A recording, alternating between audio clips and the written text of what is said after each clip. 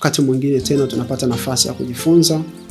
Ikiwa ni mara yako ya kwanza, basi karibu katika chaneli hii ambapo tunajifunza neno la Mungu. Na basi siku ya leo tunaangalia nguvu iliyo katika maombi. Ni somo ambalo ninaamini litakusaidia na kukutia moyo pale unapopiga hatua katika kuwa na maisha ya maombi. Lakini naamini inawezekana umekuwa na kawaida ya kuomba, basi video hii pia itakutia moyo kwamba usikate tamaa na kuongezea ujuzi katika kila ambacho inawezekana ulikuwa ukifahamu. Basi tuombe. Baba, kupitia jina la Yesu naomba neema yako, neno lako kalitie katika kinywa changu, likatoke limetakaswa kwa ajili ya utukufu wako, kumfanya kila anayesikia aweze kujifunza neno lako. Ni Yesu Kristo, amen. Kitabu cha Luka sura ya 18 mstari wa kwanza, Yesu anasema imewapasa kumwomba Mungu siku zote wala wasikate tamaa, kwamba maombi ni jambo la muhimu sana. Tuzungumze kitu hapo. Maombi ni kuzungumza na ulimwengu mwingine. Ni kuzungumza na nguvu iliyo juu kukusaidia. Kwa sababu maombi sio tu kwa Mungu wa mbinguni. Ulimwengu mwingine pia wanatumia maombi. Kwa shetani wanaomba, wanategemea mizimu wanaomba, wanategemea vitu, japo vyote ni kundi moja tu lakini katika vitengo tofauti. Lakini maombi maana yake unapoomba unaabudu. Maombi ni ibada kwa sababu yanafungua moyo wako, yanafungua roho yako kuhitaji utegemezi katika ulimwengu mwingine, katika yale usiyoweza ama yale usiyojua. Kwa hiyo ndo maana maombi ni silaha muhimu sana. Maombi ni kitu muhimu sana. Kwa hiyo lazima sisi kama watu tunaomwamini Yesu Kristo tujue kwamba tunahitaji kuomba sana. Kwa sababu Bwana wetu Yesu aliomba. Tukisoma kitabu cha Marko sura ya 1 mstari wa 35, anza kwamba Yesu aliamka alfajiri mapema, akaenda mahali pasipokuwa na watu, akaomba. Alikuwa mtu wa maombi. Kusoma Luka pia anazungumza kwamba Yesu alijiepua akaenda kuomba. Kuna wakati alipanda mlimani akaomba, siku hii ambapo wanafunzi wake aliwapeleka, aliwaacha waende, yeye akatembea juu ya nini? Ya maji. Yesu alikuwa mtu wa maombi. Bwana wetu alikuwa mtu wa maombi. Alitegemea, hakuwa mdhaifu. Alijua kweli, alikuwa kweli, lakini bado alitegemea maombi. Kwa sababu gani? Maombi ni kitu kikubwa katika mkono wa Mkristo, mkono wa mtu anayeamini Mungu, kufanya matukio makubwa sana. Watu tuseme kitu kimoja. Maombi yanakufanya wewe useme na upokee kila ambacho kinapatikana katika ulimwengu mwingine. Kwa ndo maana tunahitaji kuwa na maombi sana. Nizungumze kwa upande wa watu wanaomwamini Yesu Kristo zaidi kuliko kwenye upande mwingine, kwa sababu si jukumu langu. Kama wanamwamini Yesu, tukiangalia maisha ya manabii na watakatifu wa Mungu waliokuwa mashujaa wa imani, kuna mvua kidogo kwa inawezekana sauti ikapita kwenye mic, lakini isipita basi ni vema. Walikuwa ni watu wa maombi. Tuangalie Elia, Enoko, Musa, Elisha, Yohana Mbatizaji, Paulo, Petro na wengi ambao, Ibrahim, na wengi tunaweza kuwafuatilia, tutagundua kwamba walikuwa watu wa maombi. Kwa nini? Kwa sababu katika maombi ndipo kuna kupokea nguvu. Kuna vitu viwili vinavyofanya mtu apokee nguvu ya Mungu na kupata, kama ni mafunuo ama nini, lakini yote yanayotoka katika ulimwengu wa Mungu. Kuna meditation, kwa sababu hata ulimwengu wa giza wanatumia meditation, lakini kuna prayers, si ndio? Kwa hiyo unapoomba unahitaji, ndio maana Biblia inasema na araniwe amtegemea binadamu na kumfanya kwa kinga yake. Unapotegemea kitu, unafungua ibada yako kwa kile, kuna nguvu itakuja kwenye maisha yako ambayo itaathiri maisha yako kabisa. Ndio maana sisi tumepaswa kumwomba Mungu peke yake. Ndio maana maombi sio jambo la kufanya public, kwamba maisha yangu ya maombi kila mtu ajue, waone ninavyoomba sana. Haikusaidii, ni kiburi tu cha kiroho. Lakini sisi tunahitaji, kwa sababu maombi ni kuzungumza na Mungu. Maombi ni kuzungumza, ni mazungumzo kati ya binadamu na Mungu. Kwa lazima tuweke imani yetu kwa Mungu. Unapoomba unaongeza nguvu zako za kiroho na unapata kushinda. Ndio maana Yesu alipokuwa kwenda mlimani, akaenda katika bustani, mlima wa Mizeituni, katika bustani ya Gethsemane, ana siku ile ya kujaribiwa, siku ambayo kesho yake alikuwa anakutana na tukio la kusulubishwa. Usiku huu alikuwa anaambia wanafunzi, ombeni msije mkaingia majaribuni, maana roho radhi lakini mwili ni dhaifu. Maombi yana nguvu. Ipo siku tutajifunza ile sentensi ina maana gani. Lakini maombi yana nguvu ya kusaidia kushinda. Wekeza kwenye maombi. Lakini sasa kwa nini watu wengi wanashindwa kuomba? Kwa nini tunashindwa kuomba? Ni kwa sababu tunategemea kidogo kuhusu Mungu. Huwezi kuomba kwa kitu usichokitegemea.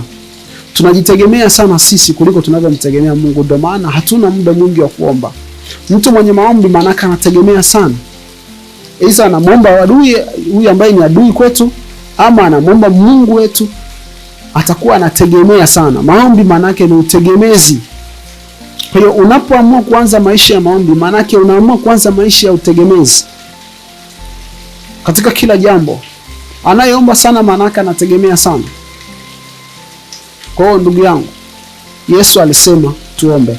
Ngoja nikusomee fungu hili. Ni kitabu cha Waebrania sura ya 5 mstari wa 7. Anasema yeye siku hizo za mwili wake alimtolea yule awezaye kumwokoa na kumtoa katika mauti. Maombi na dua pamoja na kulia sana na machozi akasikilizwa kwa jinsi alivyokuwa mcha Mungu. Na ingawa ni mwana, alijifunza kutii kwa mateso hayo yaliyofanya nini? Yaliyompata. Hii inazungumza kuhusu nani? Inazungumza kuhusu Kristo. Kwa Yesu alikuwa na maombi, alikuwa na dua, alikuwa na kulia sana na machozi na akasikilizwa. Yesu alikuwa ni mtu wa kulia, kuomba, kusihi. Maombi yake yakuwa rahisi kwa sababu alijua anachopigana nacho. Najua mara nyingi sana tuombe Mungu atusaidie. Tuone tunachopigana nacho. Tuone kinachotukabili, tuone uhitaji wetu. Tunapoona uhitaji wetu, tutakuwa na maombi zaidi. Kwa sababu mara nyingi sana tunadanganywa na utosherevu. Tunadanganywa na uwezo wa kufanya. Hatuoni zaidi. Laiti kama tungelipata kuona ulimwengu unaotushambulia, huenda maisha yetu ya maombi yangebadilika. Huenda tungelijua kile ambacho Mungu anatamani kutupatia. Huenda maisha yetu ya maombi yangebadilika. Unapoamua kuomba na kumtafuta Mungu, ukweli anapatikana. Aliyesema mwiteni maadamu yu karibu, mtafuteni maadamu anasikia. Hiyo ni kitabu cha Isaya sura ya 55. Kwa ndugu yangu nikutie moyo ya kwamba unahitaji kumtafuta Mungu kwa njia ya maombi. Sasa kuna mtego hapa natamani ni uweke sawa. Unapoamua kuwa mtu wa maombi, amua kuwa mtu wa Biblia. Yaani jinsi unavyoomba sana ndivyo usome Biblia sana. Tena ikiwezekana kama unaomba masaa 10, mfano kama unaomba masaa 10, basi wewe soma Biblia masaa 15. Natolea mfano. Na ninachomaanisha ni kwamba Biblia na muda mwingi zaidi kuliko ule muda wako wa kuomba. Kwa nini? Kwa sababu hutazungumza bila kuomba. Ukizungumza bila kuomba, kumbuka nimesema maombi ni kufungua mambo ya ulimwengu wa nini? Wa roho. Si ndio? Ukiomba sana bila kusoma neno ama ukasoma kidogo sana, kitakachotokea ni kwamba unafungua mlango wako wa kiroho kuelekea katika ulimwengu mwingine wa roho.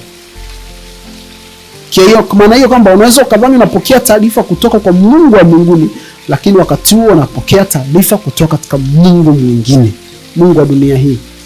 Mwana wa kuasi. Sio mwana wa kuasi. Baba ya wana wa kuasi, atendaye kazi katika ulimwengu wa roho, si ndio? Kwa hiyo ama anajulikana kama mfalme wa uwezo wa anga. Nachotakiwa kusema ni kitu kimoja. Rahisi, tusihangaike sana hayo. Unaposoma Biblia, si ndio? Unaomba. Maana yake una director kama maombi yangu yanakwenda katika channel hii. Mwandishi wa Biblia ni nani? Ni Mungu wa mbinguni. Si ndio? Ndiye mtoa wazo. Ndiye mwenye neno. Kwa hiyo unaposoma sana neno na kuomba, maana yake una direct maombi yako yaende na majibu yatoke wapi. Lakini unapokuwa mtu wa kuomba sana na hausomi Biblia, maombi yako yatakwenda kwenye channel ambako hasiri yako ipo. Sisi na hasiri ya dhambi, si ndio?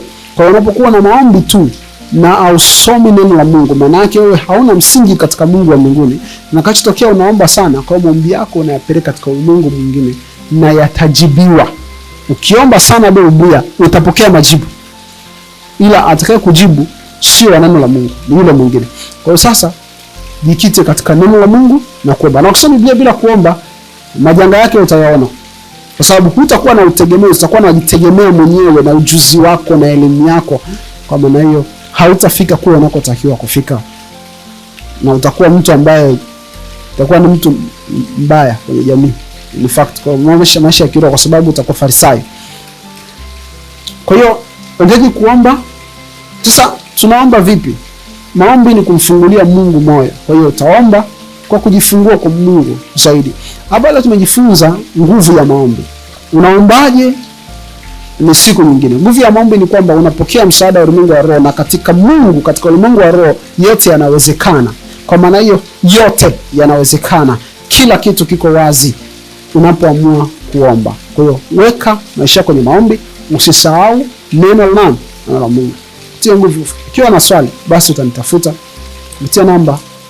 Utakuwa na swali lolote, basi tuwasiliane kupitia namba 0769 55 6. Lakini usisahau kusubscribe. Lakini zaidi ni kutia moyo katika Kristo, kwamba wekeza muda wako kwenye maombi. Anza maisha ya maombi. Utajifunza mambo mengine kuhusu maombi kadri muda unavyokwenda. Lakini kusudi letu sio kuwekeza tu kwenye maombi, ni kuwekeza kwenye neno, kwa sababu unasema na Mungu kila ambacho umekisoma. Unasema na Mungu kuhusu ahadi aliyoitoa.